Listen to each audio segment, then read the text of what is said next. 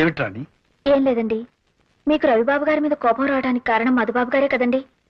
నిజానికి ఆ రోజు మధుబాబు గారు లంచం పుచ్చుకుంటుంటే నువ్వు లంచం పుచ్చుకున్నట్టు నాన్నగారికి తెలిస్తే ఆయన బతకరని తగువాడి చివరి కాలంలో తన మీదే పడ్డా భరించారండి. మీకు మధుబాబు గురించి నిజం తెలియకూడదని చెయ్యని నేరాన్ని ఒప్పుకున్నానన్నారండి. అలాగా?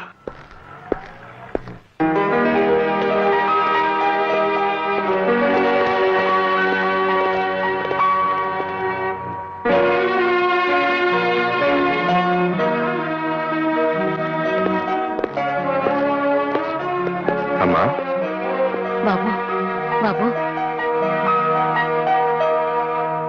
వస్తుందిరా. రాణి నిన్ను కాదు, రాణి వచ్చింది. అబ్బా, ఏమిటిది రవి? ముద్దు పెట్టద్దు, మీసాలు గుచ్చుకుంటాయని చెప్పానా? వినవేంటి? నేను వినను. I love you, I like you, that's all. నువ్వు లైక్ చేస్తావు సరే, ఆ రాణి సంగతి ఏమిటి? అది నాకు పడేస్తుందేమో. వాణి, నేను నిన్ను మనస్ఫూర్తిగా ప్రేమిస్తున్నాను. నీ కళ్ళలో నా కళ్ళు, నీ హృదయంలో నా హృదయం, నా ఒళ్ళో నీ తల, నీ తల్లో నీ పెట్టే పువ్వు. మరి చెవిలో? మరి జోకులేకు. సారీ, నిజం చెప్పు రవి, నాకంటే ఆ రాణి అందంగా ఉంటుందా? చెప్పు రవి. చీచి, అది పేరుకి రాని గాని చూడటానికి రాణి గారి పని మనిషిలా కూడా ఉండదు. అబ్బా, ఎంత మాట అన్నాడు. నిజం వాణి. రాణికి పోటీ వాణిట. तुम मेरा रानी, मैं तेरा राजा, हमको हो जाएगा बच्चा, खलनायक खलनायकी, सितारा ज्योति चित्रा, और चांस मिला तो शिवरंजनी भी. హిందీలో లవ్ చేస్తున్నాడు.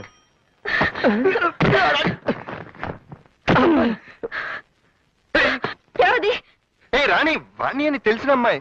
తెలుసమ్మయ్యా, బుద్ధి లేదు. ఎందుకు? ఎందుకేంటి? నన్ను ప్రేమించానని చెప్పి నాతో కురుకుతావా? అదే చీచి, అదేం లేదు, ఊరినే టైం పాస్ అని. టైం పాస్ అంటే టైం పాస్. అబద్ధాలు అడుగు. నేనంటే నీకు ఇట్ట లేకపోతే నాతోనే చెప్పొచ్చుగా, దాంతో నా గురించి చెప్పడం ఎందుకు? రాణి, రవిని నీ కోసం త్యాగం చేస్తాను, బాధపడకే. బాధపడద్దా నిన్ను? ఏ రాణి,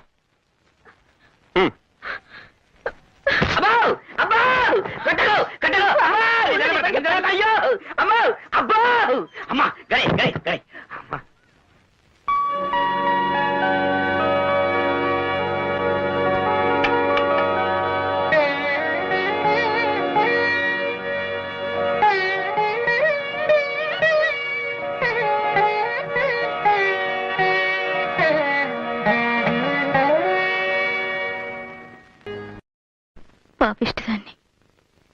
మీ నాన్నగారిని సాక్ష్యం చెప్పకుండా చేశాను. ఆ రోజు నుంచి ఆయనకు కంటి నిండా కునుకు లేదు. నువ్వు మాత్రం ఏం చేస్తావమ్మా? చెల్లి పెళ్లి జరుగుతుందని ఆశపడ్డావు, నమ్మి మోసపోయావు. నా కూతురు పెళ్లి కోసమే అయితే కోర్టులో నేను అలా సాక్ష్యం చెప్పి ఉండేవాడే కాదు. మాస్టర్ చనిపోతూ సాయిరామన్ నాకు అప్పచెప్పారు. అతని పెళ్లి బాధ్యత కూడా నాదేనన్నారు. ఆ బాధ్యతతోనే నా నిజాయితీని పూడ్చిపెట్టారు. అబద్ధం ఆడకపోయినా నిజం చెప్పలేకపోయారు. అందుకే నాలో నేను కుమిలిపోతున్నాను. ఏమైనా సరే ఆ బుచ్చిబాబుని నేరస్తుడిగా నిరూపించాలి.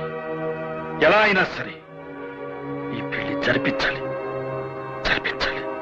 ఆ మద్దతు జరిగినప్పుడు మీరు తప్ప ఇంకెవరు లేరా నాన్నగారు? ఉన్నారు. ఏ ప్రయోజనం?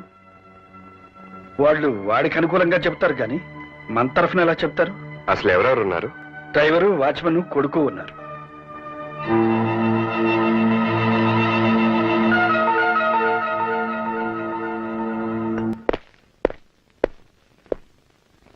విన్సెంట్ ఒక్కడిని లేపేయమంటారా, వాడి భార్య బిడ్డలు కూడా లేపేయమంటారా? నానో, విన్సెంట్ ఒక్కడిని మర్డర్ చేయండి. వాడే నేను మర్డర్ చేయడం చూసిన సాక్షి. All right? All right. ఏమండి, తొందరగా తలపేసేయండి.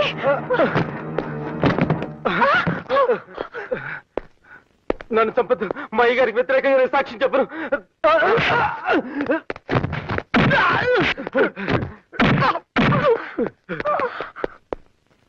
నీకేం భయం లేదు విన్సెంట్, ఆ బుచ్చిబాబు గారు నన్ను బతకనివ్వరు.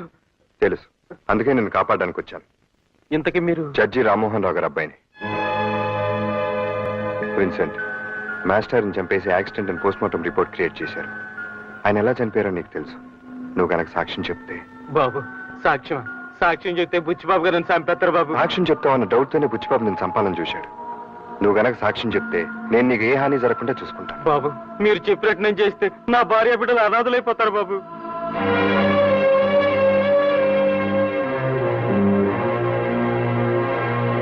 కమిషనర్ గారు, గోపాలకృష్ణ గారి హత్యను యాక్సిడెంట్ అని ఏసీపీ గారు పోస్ట్ మార్టం రిపోర్ట్ సృష్టించారు. అది అబద్ధమని, గోపాలకృష్ణ గారిని బుచ్చిబాబే కాల్చి చంపాడని ఆయన వాచ్మెన్ విన్సెంట్ సాక్ష్యం చెప్పాడు. కాబట్టి ఆ శవాన్ని వెంటనే బయటకు తీసి రీపోస్ట్ మార్టం చేయాల్సిందిగా ఆర్డర్స్ తీసుకొచ్చారు. Mister Madhu, please come in. Good morning sir. Morning. మీరు క్లోజ్ చేసిన గోపాలకృష్ణ గారి కేసుని రీఓపెన్ చేయండి. ఇదిగో రామ్మోహన్ రావు గారి స్టేట్మెంట్. Yes sir.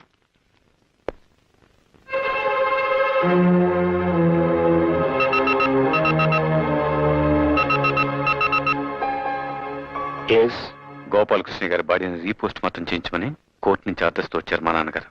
అదే యాక్సిడెంట్ కాదు, మీరే షూట్ చేసి చంపారని మీ వాచ్మెన్ విన్సెంట్ సాక్ష్యం ఇచ్చాడు. All right.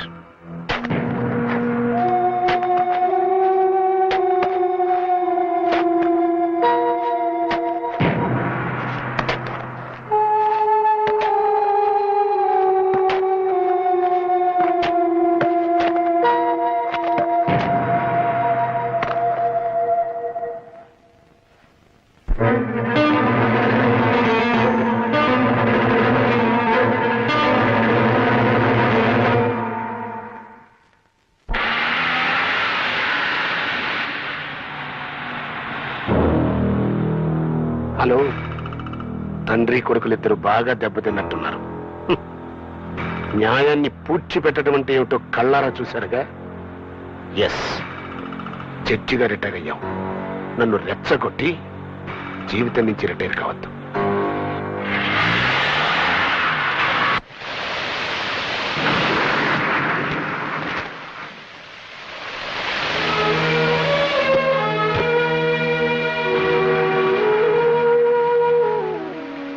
ఏమిటి బాబు వర్షం వచ్చావు? నిన్ను నానమ్మని చూడాలనిపించింది. ట్యూషన్ నుంచి ఇటే వచ్చేసాను. అమ్మ ఇక్కడికి వస్తానంటే కొడుతుంది తాతయ్య. చక్రి, నువ్వు ఇలా చెప్పా పెట్టకుండా వస్తే మీ అమ్మా నాన్న కంగారు పడరు? పడితే పండి, నేను అక్కడికి వెళ్ళను, ఇక్కడే ఉంటాను. నేను అక్కడికి వెళ్తే నన్ను కొడతారు తాతయ్య. కొట్టినా తిట్టినా అమ్మా నాన్నని విడిచిపెట్టి రాకూడదు బాబు. బిడ్డ దూరం అయితే తండ్రి ఎంత బాధపడతాడో నీకు తెలియదురా. బాబు చేసిన హత్య కళ్ళారా చూసినట్టు నువ్వే చెప్తున్నావు. నీకేం భయం లేదు. అదే సాక్ష్యం కోర్టులో చెప్పు. సాక్ష్యం అండి? ఒకవేళ నువ్వు చెప్పపోయిన బుచ్చిబాబు నేను బ్రతకనివాడు తెలుసా? చూడు బెనర్జీ, నీకు నీ భార్య పిల్లలకి ఏ హాని జరగకుండా నేను చూస్తాను. ధైర్యంగా చెప్పు. నేను సాక్ష్యం చెప్తే ఆయన తప్పకుండా శిక్ష పడుద్దండి?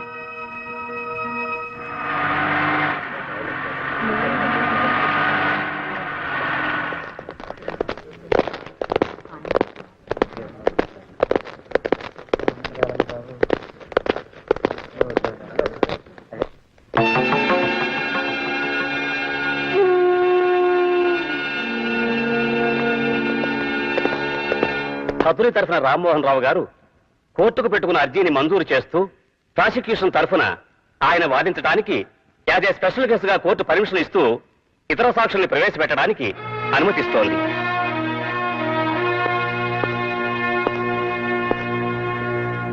నీ పేరేమిటి? బెనర్జీ అండి.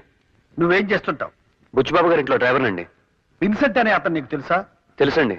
చివరిసారిగా నువ్వు అతన్ని ఎప్పుడు చూశావు? కింద శనివారం రాత్రి అండి. ఆ రోజు రాత్రి విన్సెంట్ హత్యని కళ్ళారా చూసిన నువ్వు ఆ హత్య ఎలా జరిగింది, ఎవరు చేశారు, కోర్టు వారికి చెప్పు. ఏంటండి, విన్సెంట్ హత్య? చచ్చిపోయాడండి? ఏమిటి నువ్వు చెప్పేది? విన్సెంట్ ని బుచ్చిబాబు చంపడం కళ్ళారా చూశానని పోలీస్ స్టేషన్ లో నువ్వు రిపోర్ట్ ఇచ్చావు. మర్చిపోయావా? మీ చిన్నబ్బాయి గారు మీరు అలా చెప్పపోతే నా పెళ్ళాం బిడ్డలు ప్రాణాలతో ఉంటాను బెదిరించారు కదండి. సార్, మీరే నా పెళ్ళాం బిడ్డలు కాపాడాలి సార్. రామ్మోహన్ రావు గారు, అది కాదు your honour. Please cool down. జడ్జిగా మీకున్న పేరుని మీ మీద కోర్టు వారికి ఉన్న గౌరవాన్ని దృష్టిలో పెట్టుకుని ఈ కేసు రీఓపెన్ చేయడం జరిగింది. కానీ మీరు అబద్ధ సాక్ష్యాలు సృష్టించడానికి ప్రయత్నించి తప్పు చేశారు.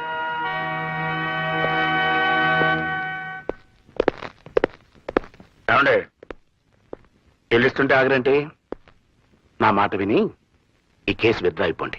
ఎస్, నేనేమి హంతకుని కాదండి. నోనో, మీరే పట్టు విడమని విక్రమార్కుల్లాగా నా మీద పగబట్టారు. ఈ కేసును తారుమారు చేయాలని మా డ్రైవర్ని మీ మీదకు ఉసుకెళ్ళిపాను. ఎస్, నేనే అయ్యి. చూడండి, మళ్ళీ ఈ కేసు రీఓపెన్ చేయాలని ప్రయత్నం చేశారనుకోండి, మీకు పిచ్చి పట్టిందని మీ పెద్ద అబ్బాయితోనే సాక్ష్యం చెప్పించి మిమ్మల్ని పిచ్చి ఆసుపత్రిలో తోయించారు.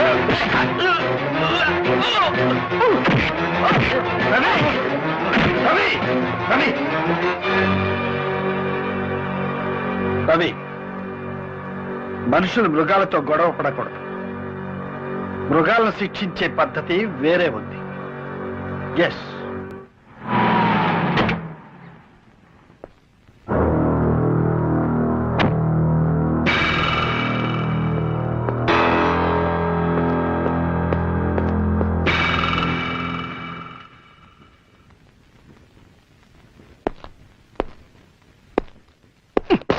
Sorry, all right. ఏమిటి, మీరెందుకు వచ్చారు ఇక్కడికి? కంగారు పడక బుచ్చిబాబు. నన్ను ఎప్పుడు చూసినా అలా బెదిరిపోతావు ఎందుకు? నేను పెళ్లికి పిలవడానికి వచ్చాను. All right.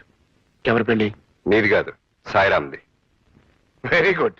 ఇది తెలివైన పని అంటే. చదివి చూడు, అసలు తెలివైన పని ఏంటో తెలుస్తుంది. నూనో, సాయిరామ్తో మా అమ్మాయి పెళ్ళని కార్డు వేశారండి. అంటే మా అమ్మాయి ఎక్కడుందో మీకు తెలుసా? నువ్వు దాచిన చోట మాత్రం ఖచ్చితంగా లేదు.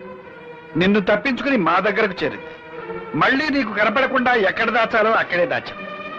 ముందు వాళ్ళ పెళ్లి జరిపించి, ఆ తర్వాత నీ కూతురుతోనే నీకు వ్యతిరేకంగా సాక్ష్యం చెప్పించి, అప్పుడు నీ పెళ్లి నేనే దగ్గరుండి జరిపిస్తాను. అర్థమైందా? రా బాబు, ఏర్పాట్లు చేయాలి.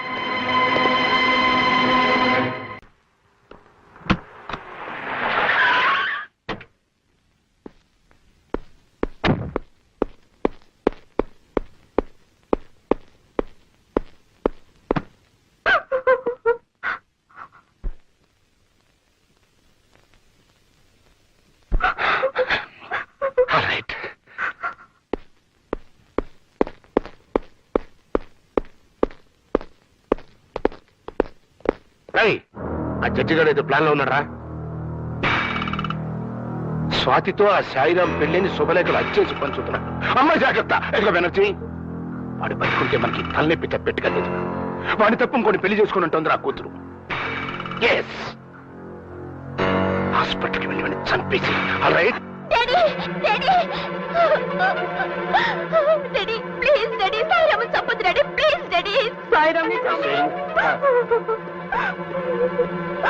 అమ్మాయిని తీసుకెళ్ళి.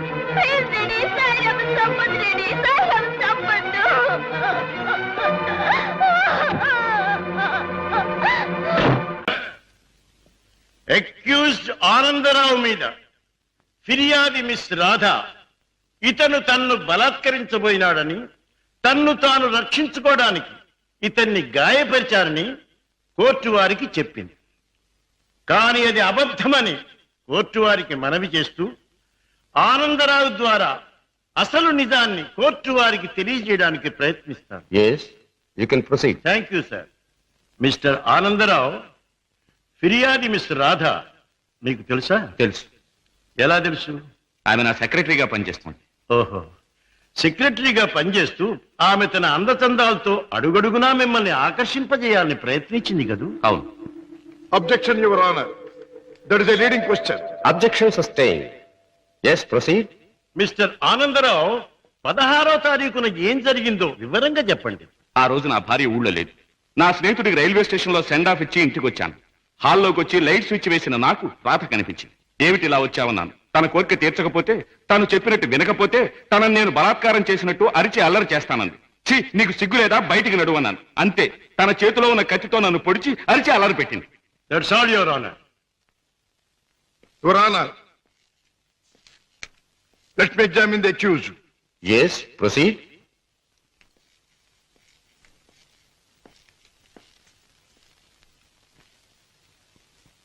మీ పేరు? ఆనందరావు. గుడ్, అందమైన పేరు. ఇటువంటి మంచి పేరు పెట్టిన మీ తల్లిదండ్రులను అభినందించాలి. 16వ తేదీన మీరు మీ స్నేహితుడికి సెండ్ ఆఫ్ ఇవ్వడానికి స్టేషన్కి వెళ్ళారు. అవును.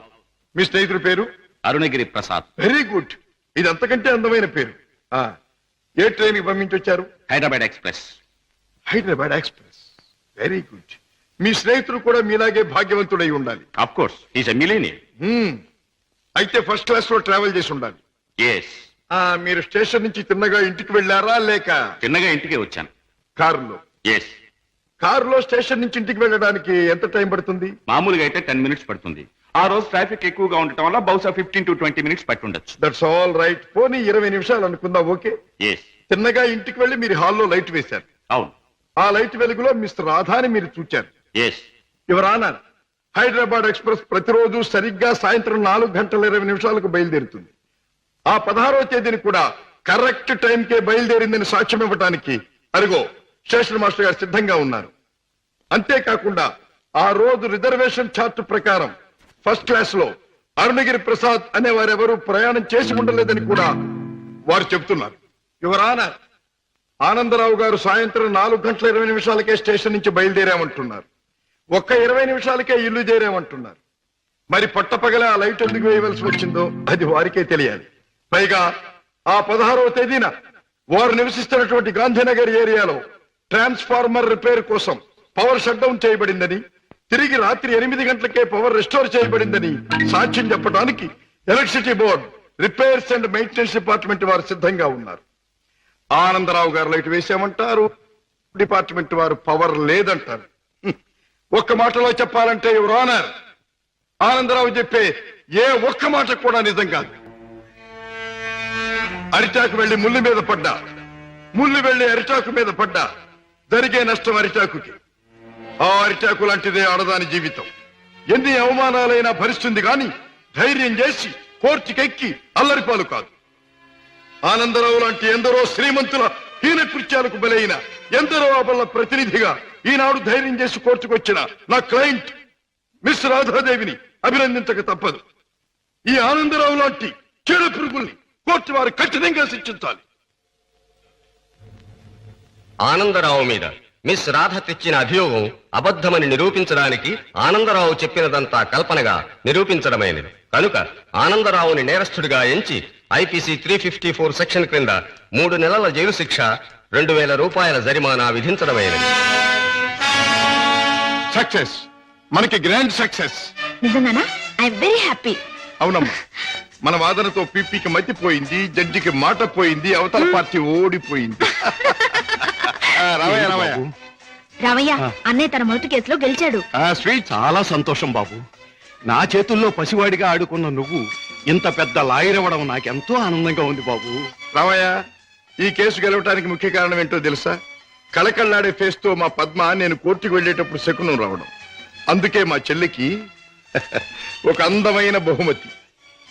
అబ్బా, చీర చాలా బాగుందన్నయ్య. అమ్మా, నువ్వు ఇలాగే శకునం వస్తూ నేను ఇలాగే కేసులు గెలుస్తూ ఉంటే ప్రతిసారి నీకు ఓసారి. థ్యాంక్ యూ అన్నయ్య, థ్యాంక్ యూ. అన్నట్టు నీతో చెప్పడం మర్చిపోయాను. ఏమిటి? రేపు ఉదయం 10 గంటల నుంచి ఈ ఇల్లంతా చాలా సీరియస్ గా గంభీరంగా మారిపోబోతుంది. అయితే రేపు డాడీ వస్తున్నారన్నమాట. అవునన్నయ్య, లండన్ ట్రిప్ ముగించుకుని రేపు మార్నింగ్ ఫ్లైట్ కోసం ఫోన్ చేశారు. రేపు వస్తారు. మళ్ళీ 4 రోజుల్లో ఏదో వ్యాపారం పనులంటూ మరో దేశానికి పెడతారు. ఏమిటో ఈ వ్యాపారం పనులు, విమాన ప్రయాణాలు లేని డాడీకి ఏమీ తోచదు.